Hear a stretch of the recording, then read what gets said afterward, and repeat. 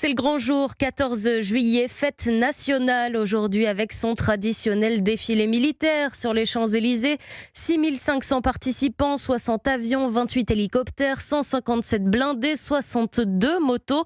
Et parmi les innovations, cette année sur la plus belle avenue du monde, le Serval, le tout nouveau blindé léger de l'armée de terre, un 4x4 nouvelle génération dont les premiers modèles sont arrivés récemment au sein du 3e régiment de parachutistes d'infanterie de la marine, qu'on appelle dans le jargon le 3e RPIMA.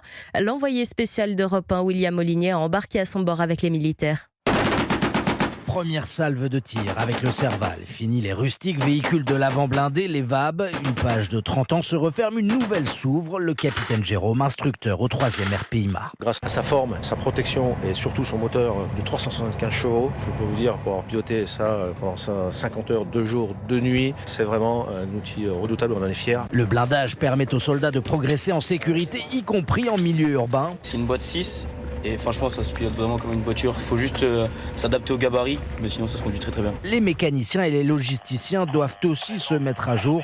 Défi de taille, d'autant que le 3e RPIMA fait partie de l'échelon national d'urgence. C'est dans ce contexte que le chef de corps Benoît Cussac doit dans le même temps conserver ses capacités d'engagement. 2023, je suis un tiers de l'année d'alerte. Et donc là, évidemment, au claquement de doigts, ça peut partir. Que ce soit pour, évidemment, une ouverture de théâtre, une évacuation de ressortissants, un renforcement d'un front, une intervention sur une crise climatique. L'objectif est que l'ensemble du régiment soit totalement transformé sur les Serval l'été prochain, prêt à être projeté en opération extérieure.